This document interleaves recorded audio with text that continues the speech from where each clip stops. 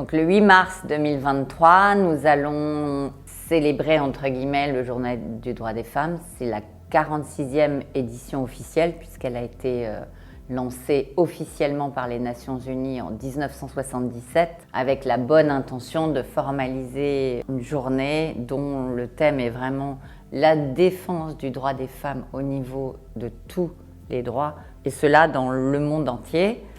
Où en sommes-nous en 2023, 46 ans plus tard? Bon, les droits des femmes ne sont pas forcément améliorés au niveau mondial au même rythme dans tous les pays.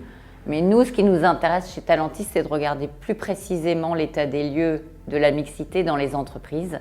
On peut dire qu'aujourd'hui, 50% de la population active dans l'OCDE est féminine, donc c'est plutôt une bonne nouvelle.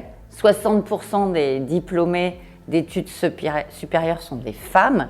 Là où le bas blesse, c'est que depuis 15 ans qu'on travaille sur ce sujet, nous sommes toujours à peu près au même pourcentage, à peu près 0 à 5% de DG et PDG de grosses entreprises du CAC 40, à peine 10 à 20% dans les catégories COMEX et CODIR, encore aujourd'hui dans les grandes entreprises de plus de 2500 personnes. Et malgré tout, elles progressent au niveau managérial, puisque quand on a commencé à réfléchir au sujet, elles étaient à peine 30% managers. Aujourd'hui, elles sont plutôt pas loin des 40%.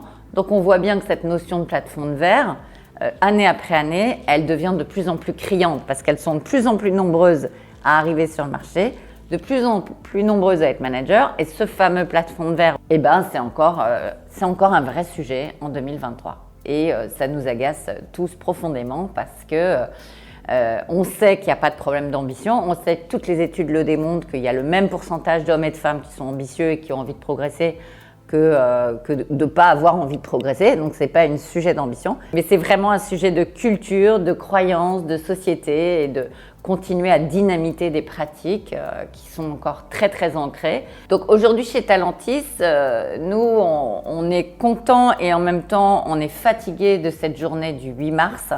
On aime bien cette journée du 8 mars pour les questions sociales qu'elle pose, les questions politiques, les questions d'éducation, mais on apprécie assez peu que l'entreprise utilise cette journée pour tout d'un coup réfléchir qu'elles ont des talents féminins. Il faudrait arrêter, il faut maintenant mettre en place des actions à tous les niveaux, des tableaux de bord pour faire progresser les talents féminins et masculins en même temps avec équité, avoir des formations pour tous les collaborateurs autour des pratiques du quotidien pour recruter, promouvoir tous les talents. Mais c'est vraiment un sujet maintenant qui concerne aussi bien les dirigeants que les managers et que les collaborateurs. Chez Talentis, nous avons différentes façons d'accompagner le sujet de la diversité femmes-hommes en entreprise. Premièrement, nous avons de très bonnes conférences pour sensibiliser les dirigeants au sujet. Ensuite, on a aussi la fresque de la mixité qui est dédiée à plutôt les managers et les collaborateurs sur concrètement, une fois que j'ai compris l'état des lieux, qu'est-ce que je peux faire à mon niveau pour agir? Ensuite, on a des programmes pour accélérer la préparation des femmes dans leur réflexion sur leurs projets professionnels. Et nous avons aussi, bien sûr, des webinars, des conférences, des ateliers dédiés aux managers sur qu'est-ce que je peux faire au quotidien. Voilà.